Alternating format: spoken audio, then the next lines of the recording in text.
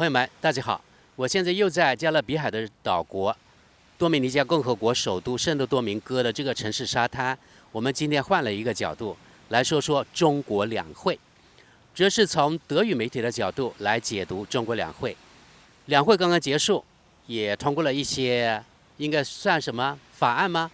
我想不起那个汉语词了。我发现啊，就是德语媒体关注中国两会，主要是以下几个角度。第一个呢，就是军费开支，比如说今年的军费开支增加了7.2%，达到了人民币1.66万亿元，相当于欧元2140亿欧元。德语媒体的解读是这样的：中国接连几年大幅增加军费开支，为了强化军事实力；另外一个呢，主要是为了威胁台湾，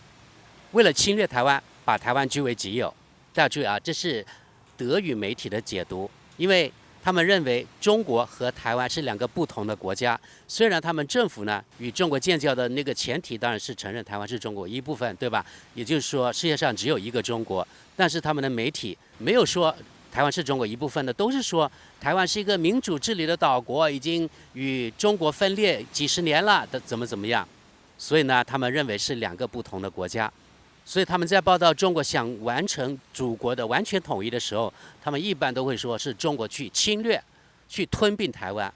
大幅增加军费开支，就是为了威慑台湾。另外，中国增加军费的另一个原因呢，是威胁南海的各个邻国。大家没有听错啊，是说中国威胁南海的各个邻国。他们当然是指菲律宾啊，还有其他那些南海沿岸的国家了。说到军费开支，在这时候呢，我发现没有任何一家德语媒体，他敢把比如说美国的军费开支与中国的并列。德语媒体呢，想给德国人一个印象，就是中国是一个穷兵黩武的国家。你看，每年大幅增加军费开支，达到了2140亿欧元。德国呢，它是500多亿欧元，相当于中国军费开支是德国的4倍。但是另外一个呢，德语媒体没有分析，在这时候，比如说中国总的 GDP 是德国的多少倍？另外呢，比如说今年美国的军费开支是8860亿美元，几乎是中国的4倍。但是美国总的 GDP 大概是20多万亿美元，对不对？而且是经过大幅的那个印钞，然后呢大幅的通胀之后，这个取得的所谓的 GDP。实际可能没有比中国高多少，或者说按购买力评价，中国2014年 GDP 早就超过美国了。但是你看美国的军费开支几乎是中国的4倍，那如果对比来说，哪个国家是穷兵黩武，哪个国家是帝国主义呢？对吧？所以呢，我们作为华人，我们作为中国人，一定要看清啊西方他们的媒体报道话语术是怎么样的。媒体报道这次两会还有一个重点，那就是这次中国中央政府，或者说这次人大通过的决议当中，再没有提到和平统一台湾这个问题，也就是说把和平统一这两个字去掉了。当然，我们每个人肯定都喜欢和平，但是呢，另外一边台湾那个执政的，他就不想和平啊，因为他不想跟你统一，而且他是想独立。所以呢，一个是我们中央政府，然后呢，绝大多数中国人绝对是想和平统一的，完成祖国的完全统一，对吧？但是台湾那个执政党不配合，或者说台湾所有的前执政党和现执政党都不配合，那怎么办？在忍无可忍的情况下，无路可走的情况下，那只能是通过非和平手段了呗。其实我以前也说过，统一台湾虽然说武统，但是也可以做到不发一枚子弹也可以统一过来，那就逼统啊，那就把台湾岛围困起来呀，对吧？围它1个月看看，它能够生存下去吗？对吧？所以说来说去，中国现在一定呢要抓紧这时间，一个是把自己的军队把它强化起来，另外一个呢要做好穷台的工作。这几年来，你看我虽然做的关于台湾的话题不多，但是我的总体的想法就是穷台。我特别讨厌国台办，各个省的国台办都差不多，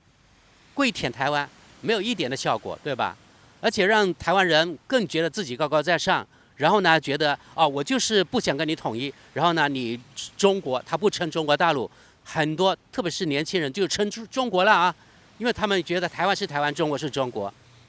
你看我们台湾不想跟你中国统一，你国台办还给我们很多的好处呢，对吧？所以啊，会台得到的效果完全相反。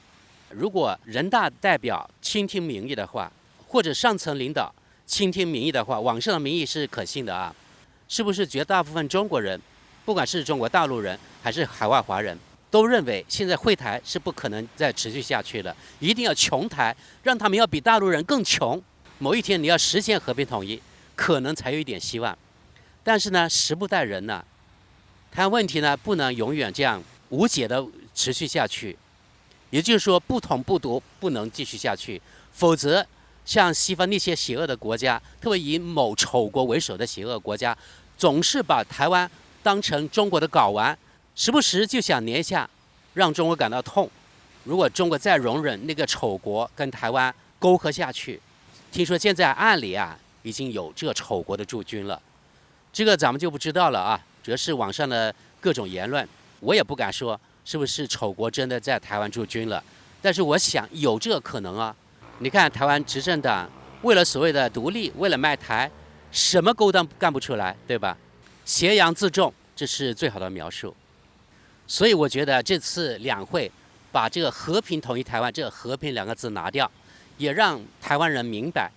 这个大陆绝对是有底线的。到目前为止还说和平统一，是因为呢，我觉得可能这个中央政府照顾到所谓的台湾人也是中国人的这个民族感情吧。如果大部分台湾人都不承认自是中国人了，那就另当别论了啊。中国人不打中国人这句话就不适用了。第三点，德语媒体关注中国两会的，就是王毅说的啊，就是绝不允许台湾独立，不允许其他外国势力支持台独，否则自食苦果。这德语媒体呢用了吞苦药这个词来翻译，我觉得有点搞笑。说到王毅，我想大部分中国人也同意我的观点，就是王毅呢是一位非常优秀的外交家，就是比如说跟德国这个零外交经验的360度外长比起来，谁高谁低，高下立判，对不对？王外长他是有非常丰富的外交经验，应该是从一开始读大学的时候是外交学院的吧，然后呢一直在搞外交工作，也就是说几十年了，所以他的经验真的非常非常丰富。我觉得在全世界应该找不出第二个有那么长的、那么丰富经验的外交部长吧。你看那个丑国那个国务卿布林肯，他只不过是一个职业的政客而已，外交经验绝对没有王毅多。可是就是这样一位特别为中国国家利益打拼的外交部长，在中国很受人尊敬，可是呢，在德语媒体的眼中，他是一个邪恶的独裁国家领导人的打手之一。你看看他们德语媒体的这种宣传，是不是觉得特别的可怕也可笑呢？所以让德国普通的民众看了他们德语新闻之后，认为中国这个王毅外长也是一个独裁者的打手了。唉，真的只能让我摇头了啊。然后德语媒体和德国网友吐槽点最多的就是台湾和中国本来就是两个国家，我们支持台湾怎么样？这是我们的自由啊！难道你中国说台湾是你一部分，那就你台湾就是中国一部分了？德国是这么看。不过德国人如何看台湾，对中国人来说根本就无所谓，对吧？因为这个年代就是靠实力说话，而中国是联合国5常之一，你要求到中国呢，对吧？否则如果中国没有那个实力，你德国政府能够跟中国建交，然后承认台湾是中国一部分吗？这是德国政府的观点啊。然后德国外交部它的官网上面写的，德国与台湾没有真正的官方的外交关系，只有一个德国文化代表处台北办事处这样一个机构在台湾。但是这种细节一般的德国民众他是不知道的，真的很多人以为台湾就是另外一个国家。这点我还是觉得啊，中国国际话语权实在太弱了，真的这点要特别加强今后。另外，德国媒体关注两会的另一个重点呢是，今年中国总理没有像往年一样，也就是说今年例外没有媒体见面会，没有新闻发布会。原来就是外国记者有一些机会会提问一些外媒感兴趣的话题，今年就没有这个机会了，就是直接跟中国总理面对面，一个是提问，一个是得到解答。今年就没有这个机会了。所以呢，德国媒体感到落寞。还有一个重点，德语媒体关注两会，那就是中国这人代会，一共有2900左右的那个代表，是全世界最大的橡皮章的国会。他们说是橡皮图章的啊，然后说这些代表不是自由选举的。在这里呢，我想说说我的意见，这也是外媒吧，话语术。以前我相信了啊，以前我在国内我很少，几乎不关心政治，我也以为呢这些人大代表呢是上面委派的，其实呢并不是，只不过我们自己呢不了解而已。人大代表是怎么回事呢？其实呢是各个区，甚至呢各个村可以推选自己的代表，当然一般来说是共产党员才有这个资格，但是呢也有民主人士的啊。所以说，如果是你是党员的话，如果你积极从政，你绝对是有机会的。比如说我们家吧，我姐夫他就曾经担任过我们乡的人大代表。另外一个呢，我觉得这个人大代表这种制度呢，比西方这种所谓的自由选举的更好。是什么呢？任何一个平民，你只要有好的建议，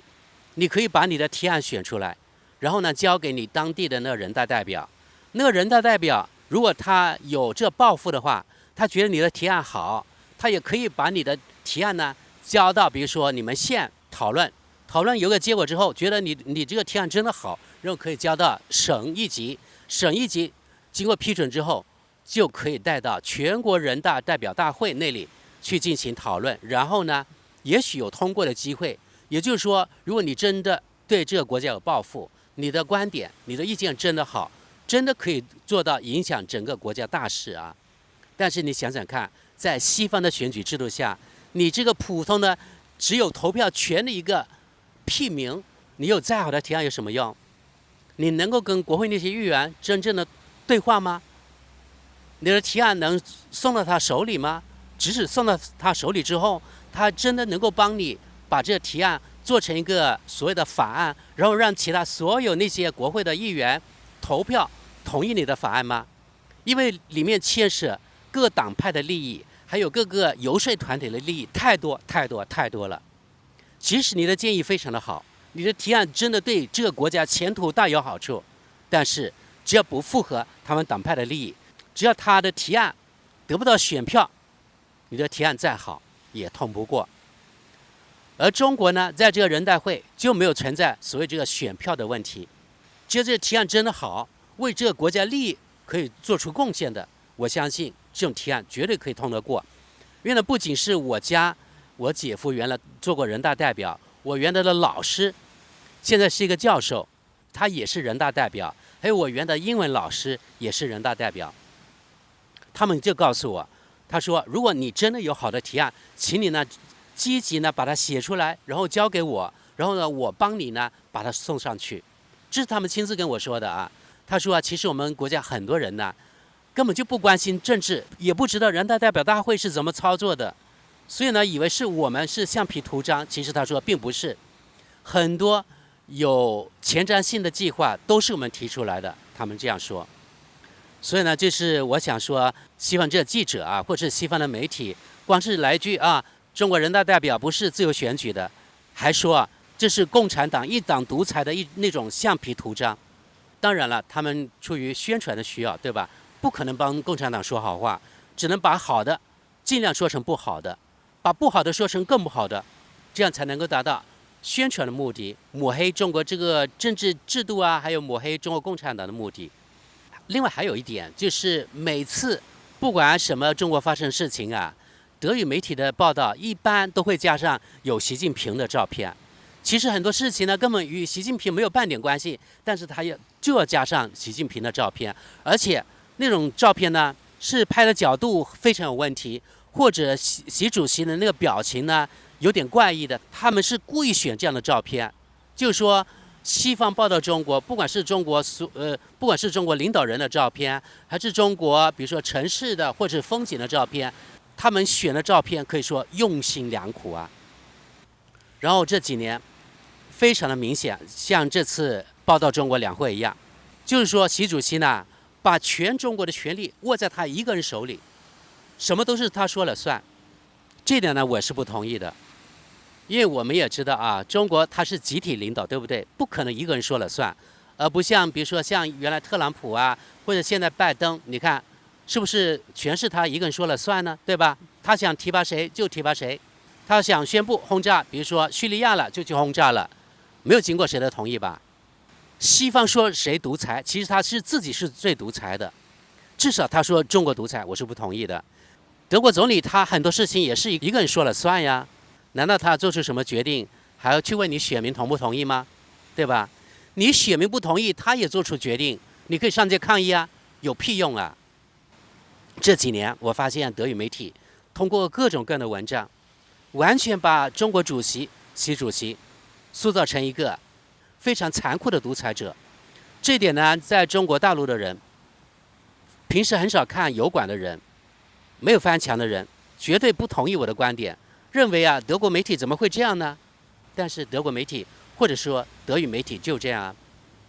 如果你不信，你就仔细观察吧。我这10几年啊，我每年都回去，除了疫情那3年回不去之外，而且每年回去好几次。我国内有家人、有朋友、有亲戚，对吧？好像从他们的交谈当中，没有一个人私下里，哪怕私下里对习主席不满意的。反正与我交谈过人都非常的赞同习主席的做法，特别是农民阶层，认为呢习主席执政这些年，社会风气好了，腐败方面也好了非常的多。在上班的人也说啊，没有以前那么多应酬了，公车私用的也很少了，因为现在一般的家庭都可以买车了，用那个公车干嘛，对吧？还有，从温家宝的时候，也是习近平在执政的时候吧，就是把农民的税收把它免了，还对农民呢有补贴了，比如说1亩地还补助你多少钱，以前想都不敢想。还有一个是扶贫工作做得非常好，另外一个呢，村村通路也做得非常好。就说习主席啊，执政这10几年，所有这方面的改善都是有目共睹的。还有另外一个，我们中国人都很自豪的，那就是污染的治理，环境的变好，还有那个生态的恢复，这也是有目共睹的，大家都非常的称道。但是这些实实在在的功劳，西方媒体是看不见的，他们只会报道所谓的捏造出来的新疆种族灭绝这种问题，对吧？然后呢，又把习主席塑造成一个十恶不赦的那个独裁者，真的是太可笑了，太讽刺了。所以说，很多时候我觉得，比如说像那个张维为教授说的是对的，就是西方他们怎么报道，咱们中国人反着去理解就对了，这确实是这样啊。然后我观察了一下德国网民啊，就是看了德国媒体关于两会的报道之后，那德国网民他们的评论是怎么样的呢？我总结一下，我就不一一翻译了啊。很多是关于台湾的，还是与他们认知有关系。前面我提到，德语媒体就是把台湾和中国描绘成2个独立的国家，不同的国家。台湾不是中国一部分，就是中国政府说，在完全没有办法解决的情况下，我们不能放弃武力。然后德语媒体把中国政府这句话描绘成呢咄咄逼人的军事霸权主义。我发现一个最大的区别，关于台湾问题是这样啊，非常有趣，就是在俄罗斯2年前发动对乌克兰的特别军事行动之前，说到台湾问题，说到台湾独立，说到大陆想统一台湾，德国人啊，我发现反正网上的民意啊，是一边倒的说我们要不惜一切代价去支持台湾，捍卫我们的西方价值观。我发现今天的报道就大不一样，有些人说我们呢真的要去帮助台湾吗？我们看看乌克兰现在怎么样，可能到时台湾面临与乌克兰一样的状况。现在德国人也有些人间清醒的了啊，他们说啊，你看原来美国不是支持乌克兰吗？现在丢下乌克兰不管了，要我们欧洲各个国家摊派去支持乌克兰。台湾和我们德国相隔那么远，我们没有义务去帮他们，我们帮他说几句话就可以了，不要去帮他。然后德国网友说，到时美国也不会去真正帮助台湾的。大家注意啊，现在是在乌克兰这种状况下，终于有德国人看清了，否则以前啊一边倒是支持台湾的。现在只是口头支持台湾的德国人还不少，但是真正要德国人自己花钱去支持台湾的，我相信呢少之又少，绝对要比支持乌克兰的少得多。虽然台湾是所谓的民主价值联盟的一员，但是台湾人是东亚人啊，跟德国人不是同类人啊，不是白种人啊，所以呢，自然而然与你台湾人就没有那么亲近了。第二个，要他们自己出钱的时候，他们自己呢就打退堂鼓了，因为他们自己很多人都生活艰难，还想去支持你台湾，所以现在网上都有网友的民意就是不能像支持乌克兰那样去支持台湾。我们除了可能卖一些武器之外，就不能再支持那么多了。